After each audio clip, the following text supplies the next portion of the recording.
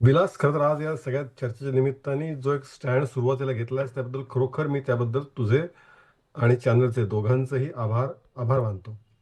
कारण कुठल्याही पद्धतीचा अधिक गोंधळ आपल्या आजच्या चर्चेत निर्माण होऊ नये आणि झालाच तर त्या विषयावरती काही नीट तर्कशुद्ध पद्धतीने चर्चा व्हावी, ही जी माफक अपेक्षा तुझी आहे व्यक्त केलीस त्याबद्दल खरंच आम्ही सगळ्या पॅनलिस्टच्या वतीने आभार मानतो.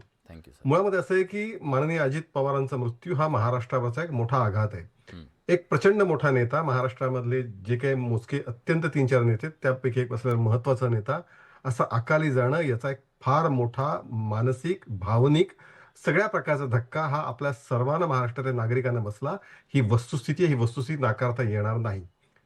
खरं म्हणजे माझ्यासाठी हा हा दुसरा प्रसंग आहे. म्हणजे विलास, तुला सगळं माहिती असेल. हो. कारण मी अशापूर्वीचा एक पहिला प्रसंग यातनं मी गेलेलो आहे. 2014ला मुंडे जे माननीय साहेबांचं मुंडे जाणं. साहेबांचा हं. मृत्यू झाला, अशाच पद्धतीने झाला, अपघाती निधन झालं.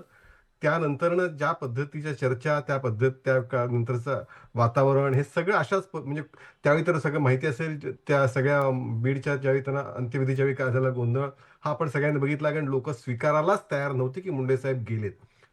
काहीतरी गडबड झाली आहे, काहीतरी झालेलं आहे, अशी सगळी चर्चा त्यावेळी पण खूप मोठ्या प्रमाणात होती. हो. आता सुद्धा महाराष्ट्रामध्ये अशा प्रकारचा एक मोठा वर्ग आहे की ज्यांना असं आजही वाटतं की कुठेतरी अजित पवार साहेब आहेत किंवा ते येतील, अशा किंवा ते गेले त्याच्यावरती विश्वास अनेकांचा बसत नाही. त्यात इथं आपण बघितलं अमोल मिटकरींसारखे आमदार आहेत किंवा लवांडेंसारखे. मी त्यांच्या भावनांचा पूर्ण आदर राखतो आणि त्यांच्या भावनांचा सन्मान करतो. कारण ते ज्या मनस्थितीने गेले त्या मनस्थितीनं काही प्रमाणात मी पण गेलोय पूर्वी सुद्धा. आणि तीच परिस्थिती. प्रश्न माझा या ठिकाणी असाच आहे की सामान्य जे सर्वसाधारण रोज जगणारी जी माणसं आहेत, यांच्या मनात अनेक प्रश्न येतात, अनेक प्रश्न येतील आणि ते प्रश्न चुकीचे आहेत असं म्हणणार नाही. कारण त्यांचा विचार करण्याची क्षमता, त्यांचे विचार मांडण्याची पद्धत ही अतिशय रोखठोक आणि तशाच पद्धतीची असते. त्यामुळे त्यांच्या मनात अनेक प्रश्न येऊ शकतात. प्रश्न असा आहे, की जिथे आपल्यासारखे जे इन्फ्लुएन्सर आहोत, जे आपल्यासारखे जे काही समाजावरती समाजाच्या मतं आपण दिशा देऊ शकतो, अशा लोकांनी काही काळजी घ्यायला पाहिजे होती. इतक्या मोठ्या गंभीर विषयावर व्यक्त होताना आणि दुर्दैवाने काही जणांमध्ये मुद्दामून झाला असेल असं मी अजिबात म्हणणार नाही. हां. भावनेच्या भरामध्ये होऊन जातं. पण अशा प्रकारचं उगाचच काही या निमित्ताने एक चुकीचं भूमिका, चुकीची मतं आणि नेमकं राजकारण करण्याची पद्धत केली गेली. म्हणजे त्याचे टेक्निकल मुद्दे काय ते रोहितजी सांगतील. मला हो, कारण नाही, नाही. टेक्निकल मी मी त्याच्याबद्दल तुमचं मत नाही. मी फक्त त्यातलं माझा त्यातलं तंत्र कन्सर्न नाही. इतकाच आहे, की ते तातडीनं येऊ शकेल नाही, नाही, का बरोबर. नाही, नाही. लोकांच्या समोर? अगदी नाही, नाही. हं, पूर्ण करतो. विलास, पूर्ण करतो. हं. मुळात असं आहे, की या सगळ्या विषयामध्ये असं आहे, की तो अपघात कसा झाला, कशामुळे झाला, काय झालं, ह्याची खरं तर तांत्रिक उत्तरं पहिल्यांदा आपल्याला शोधावी लागतील. ती भावनिक उत्तर शोधून चालणार नाही. कारण शेवटी अपघाताची कारणं आपल्याला तांत्रिक पद्धतीनेच जावं लागेल आणि हो. तांत्रिक पद्धतीने ज्यावेळी ती उत्तरं शोधली जातील, त्याच्यानंतर खरं सत्य काय ते बाहेर येणार आहे. जे काही इतर लोकांच्या मनात आहे, जे असेल तसं नसेल ते. त्यामुळे खऱ्या अर्थाने तांत्रिक उत्तर शोधण्या अगोदर त्याच्यामध्ये भावनांची कारणं मिक्स करत एक त्याला वेगळाच जो रंग द्यायचा प्रयत्न सुरू आहे. माझी विनंती की आपण तो थांबवला पाहिजे. नक्की. आणि हे जग आणि एक शेवटचा मुद्दा. मुळात अजित पवार हे काही छोटे नेते नाहीयेत. त्यामुळे त्यांच्या प्रत्येक मिनिटाचं बरं नेत्यांचे प्रवास कसे बदलतात हे आपल्या सगळ्यांना माहिती आहे. शेवटच्या हो. मिनिटाला कसे हे बदल बरं आपण हे सगळं नोट डाउन केलेलं असतं. तिथं पोलिसांमध्ये नोंद होत असते. त्याचं चित्र, त्याचं ऑडिओ व्हिज्युअल आता एअरपोर्ट सगळीकडे असतं. त्यामुळे हे काही लपणार कारण नाहीये. प्रश्न असा आहे, माझी एवढीच विनंती आहे, की आपण गंभीरतेने ते निष्कर्ष येण्याची तर्कशुद्ध, शास्त्रशुद्ध निष्कर्ष येण्याची वाट बघितली पाहिजे. आज तीच खरी अजितदादांबद्दल आपली असलेली आस्था व्यक्त करण्याचा योग्य मार्ग ठरेल. निश्चित. फक्त एक प्रसंग सांगतो, जास्त वेळ घेणार नाही. मला रोहित सरांना बोलतं करायचं आहे. स्वर्गीय गोपीनाथ मुंडे जेव्हा गेले, तेव्हा मराठवाड्यात विशेषतः अशी चर्चा होती. 15 दिवसाच्या नंतर लोक एवढे सैरभैर झाले होते, भावनिक झाले होते, की मुंडे साहेब परत आलेले आहेत. काही जणांनी सांगितलं, की आम्ही त्यांना बघितलेलं आहे. काही जण सांगितले, की ते या ठिकाणी येणार आहेत, लोकांनी तिथं जमावं. हा भावनिक धक्का असतो आणि त्यावेळेस एक्झॅक्टली. त्याच्याबद्दल म्हणजे लोकांना तेव्हा सांगितलं तर ते पटणार नाही कदाचित. पण आज जेव्हा लोकांना लक्षात येईल, तेव्हा ते पटतं. कारण ते मान्यच होत नाही, इतका मोठा नेता असा कसा गेला. तशीच आता परिस्थिती आहे. हां, खरं. तीच परिस्थिती आता आहे. रोहित चंदावरकर सर, मी मुद्दाम सगळ्यांचं बोलणं ऐकून मग तुमच्याकडे आलोय. तुम्ही एक्सपर्ट आहात. पहिला मुद्दा हा आहे, संख्येचा घोळ का झाला असावा? सर म्यूट आहात आपण. विलास, तुम्ही केलेली प्रस्तावना अतिशय चांगली आहे आणि त्याच्या संदर्भानेच मी पुढे बोलतो. Thank you sir. पहिली गोष्ट अशी की महाराष्ट्राचे अतिशय लोकप्रिय नेते आणि तळागाळातल्या जनतेला आपले वाटणारे अजितदादा पवार यांच्या अशा दुःखद निधनाबद्दल आपण श्रद्धांजली त्यांना पहिली अर्पण केली पाहिजे आणि चर्चेमध्ये एक गांभीर्य ठेवलं पाहिजे. त्यामुळे आजची चर्चा ही एरवी टीव्ही चॅनल्सवर जशी होते तशी एकमेकांमध्ये वादविवाद करणे किंवा दुसऱ्याला चुकीचं कसं ठरवणे वगैरे अशा दिशेने जाऊ नये, तशी ती जाऊ नये याचा मी पुरेपूर प्रयत्न करतो आणि तसंच बोलतो. Please sir. अजित पवार यांना भेटण्याचा अनेकदा योग आला. राजकीय पत्रकार म्हणून मुंबईमध्ये विशेषतः चॅनलमध्ये असतात. त्यांचं एक कायम असायचं की त्यांना जर विचारलं की अमुक नेता तुमच्याबद्दल काय असं बोललाय किंवा अमुक ठिकाणी मीडियाचं असं असं म्हणणं आहे तुमच्या कुठल्या तरी निर्णयाबद्दल, तर पहिली गोष्ट ते अशी बोलायचे, एक पॉईंट फक्त राजकीय सांगतो, की ते नेहमी म्हणायचे की मीडिया जर असं म्हणत असेल तर मीडियाचा तो अधिकार आहे, बरोबर. हम्म. किंवा ते म्हणायचे विरोधी पक्षांनी असं असं म्हटलंय, विरोधी पक्ष म्हणून ते बोलण्याचा त्यांना अधिकार आहे, असं नेहमी अजितदादा बोलण्याची सुरुवात हो, करायची. बूम माईक आपण त्यांच्या समोर धरल्यावर हे मला त्यांचं फार आवडायचं.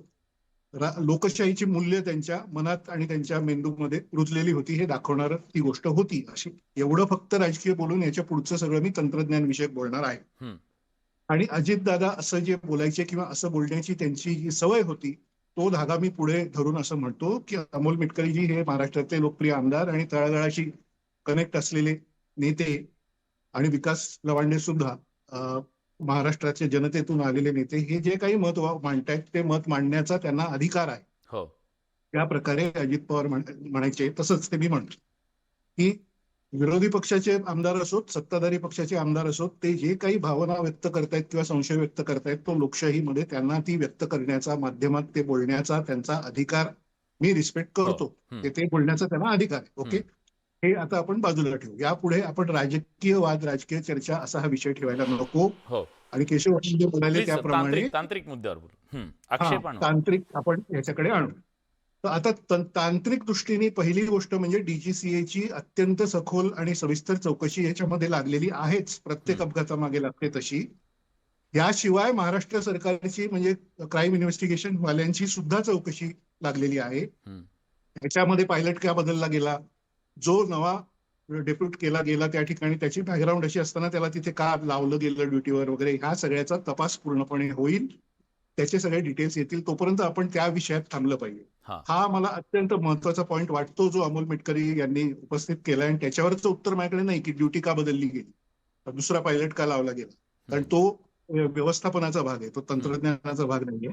त्याच्याबद्दलची चौकशी सुद्धा पॅरलली पोलीस सुद्धा करतील आणि त्याच्यातनं काय निष्कर्ष यायचा तो येईल. त्याच्याबद्दल बी तो जो काही निष्कर्ष येईल तो येऊ द्या. आता दोन तांत्रिक मुद्दे आक्षेपांबद्दल काय आहेत? विशेषतः सर, दोन आक्षेपांबद्दल मला तुमच्याकडून हवं. एक, इंजिन फेल्युअर, आणि दुसरं, आगीची तीव्रता एवढी का?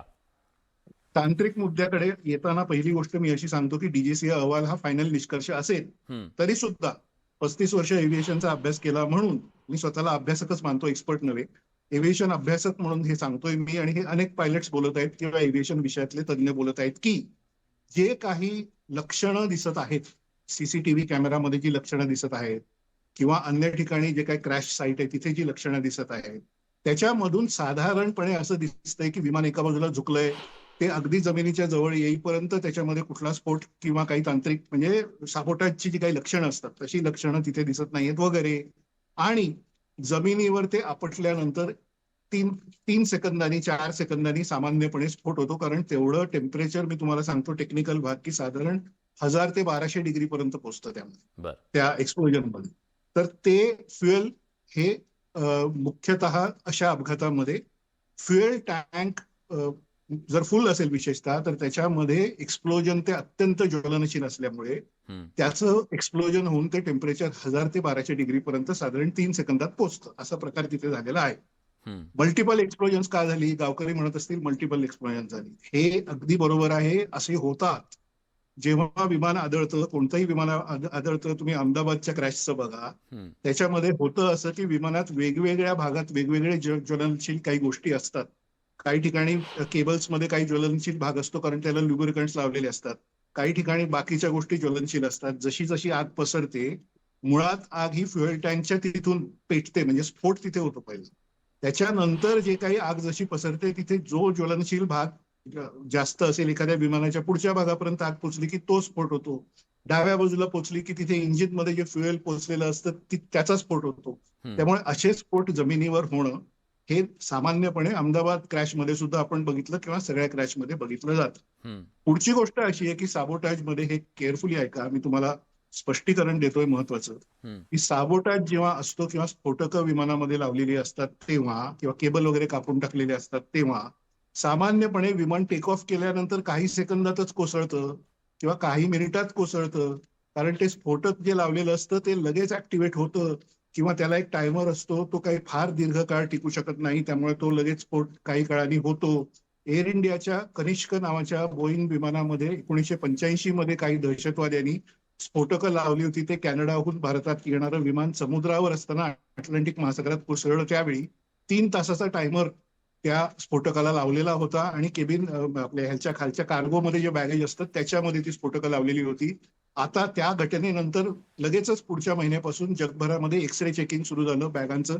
त्यामुळे तसा टायमर असलेलं दीर्घकालीन टायमर असलेलं स्फोटक आता लावता येत नाही. एक मिनिट आता लावता येत ऐका नाही. त्यांचं. सध्याच्या काळात लावता येत नाही. त्यामुळे स्फोटकाचा जो काही इफेक्ट असतो तो तुम्हाला विमान टेक ऑफ झाल्यावर काही सेकंदातच दिसतो जर स्फोटक असेल तर, पहिली गोष्ट. दुसरी गोष्ट, 45 मिनिटाचं विमानाचं फ्लाइंग जे झालेलं आहे त्याच्यामध्ये पायलटनी एका पॉइंटला विमान डावीकडे उजवीकडे सगळीकडे वळवणं वगैरे हे सगळं केलंय, त्याच्यामध्ये कुठलाही प्रॉब्लेम आलेला नाही. त्यामुळे केबल्स विमानाच्या किंवा त्याचे जे दिशादर्शक दिशा बदलण्याची जी नॅव्हिगेशन बदलण्याची जी काही यंत्रणा आहे त्याच्यामध्ये कुठलाही इंटरफिरन्स झालेला नाही, असं बेसिक अहवाल किंवा बेसिक फाइंडिंग्स आपण म्हणू त्याच्यामध्ये दिसतंय. हा एक दुसरा भाग आहे, कारण तो एक घातपाताचा दुसरा प्रकार असतो की त्याच्या जे डायरेक्शन बदलण्याचा जो काही हा. इक्विपमेंट असतं त्याच्यामध्ये काहीतरी गडबड करून ठेवली. आता तिसरा शेवटचा भाग आहे की विमान गो अराउंड करण्यासाठी खाली आलं त्यावेळी पायलटनी असं सांगितलं की दृश्यमानता हा प्रॉब्लेम थोडा दिसतोय आणि रनवे त्याला नीट दिसत नाहीये, कारण समोर पूर्वेच्या दिशेला तो लँडिंग करायला चालला असल्यामुळे नुकताच सूर्य उगवलेला होता, तासाभरापूर्वी सूर्य उगवला होता, म्हणजे सूर्य क्षितिजावर होता आणि 8:42 8:43 ची वेळ असल्यामुळे प्रखर उजेड त्याच्या डोळ्यात येत होता. एकदम. हा. अशा परिस्थितीत त्यांनी गो अराउंड करायचं ठरवलं. हे त्यांनी रिपोर्ट केलंय एटीसीला. तिथलं लोकल एटीसी जे आहे तिथे एटीसी टावर नाही, पण जे फ्लाइंग अकॅडमीचे इन्स्ट्रक्टर एअर ट्रॅफिक कंट्रोलर म्हणून बसतात त्यांना त्यांनी सांगितलं की I am having visual problem, म्हणजे त्याला ते दिसत नव्हतं नीट वगैरे वगैरे. याचा अर्थ नीट धावपट्टी न दिसणे हे त्यांनी रिपोर्ट केलेलं आहे, ते ऑन रेकॉर्ड येईल आणि ते ब्लॅक बॉक्समध्ये रेकॉर्ड झालेलं असेल. तिसरं म्हणजे ब्लॅक बॉक्समध्ये जे 2 बॉक्सेस असतात, एक कॉकपिट व्हॉइस रेकॉर्डर आणि दुसरा फ्लाईट डेटा रेकॉर्डर, त्याच्यामध्ये सगळे डिटेल रेकॉर्ड झालेले असतात. ते कोणीही त्याच्यामध्ये फेरफार करू शकत नाही. ते डीजीसीएच्या चौकशीमध्ये पूर्णपणे क्लिअर होऊन बाहेर येणारच आहे. शेवटची गोष्ट, घातपातामध्ये अशा काही गोष्टी असतात की त्या लपवणं खूप अवघड होतं आणि त्याच्यामध्ये अनेक माणसं इन्व्हॉल्व्ह करून घ्यावी लागतात. त्या माणसांना म्हणजे असं होऊ शकत नाही की ते गुप्तपणे आजकालच्या दिवसात ते, कारण सगळीकडे मुंबई एअरपोर्टच्या व्हीव्हीआयपी भागामध्ये विशेषतः लक्षात घ्या की देशातले सगळ्यात मोठे सगळ्यात श्रीमंत उद्योगपती, देशातले सगळ्यात मोठे व्हीआयपी, केंद्रीय मंत्री, खुद्द म्हणजे देश चालवणाऱ्या सगळ्या व्यक्ती ह्या सगळ्या त्या ठिकाणून विमानामध्ये बसत असतात, विमानातून उतरत असतात. त्यामुळे आपल्यासारखे सामान्य नागरिक ज्या गेट मधून जातो तिथे नव्हे, काली ना गेट नंबर 8, विलासजी तुम्ही गेला असाल, मी अनेकदा महाराष्ट्रातल्या अनेक मोठ्या व्हीआयपीज किंवा नेत्यांबरोबर, भाजपच्या नेत्यांबरोबर, अन्य नेत्यांबरोबर तिथून भरपूर फिरलेलो आहे महाराष्ट्रभर विमानाने, प्रायव्हेट विमानाने. काली ना गेट नंबर 8 ला जी सिक्युरिटी आहे ना ती तुमच्या नॉर्मल आपल्या प्रवाशांसाठीची सिक्युरिटी त्याच्या 4 पट आहे. हो. याचं कारण तिकडे देशातले सगळ्यात श्रीमंत उद्योगपती आणि मंत्री आणि सगळे त्या गेटनी मुख्यमंत्र्यांसकट सगळे जात असतात. सर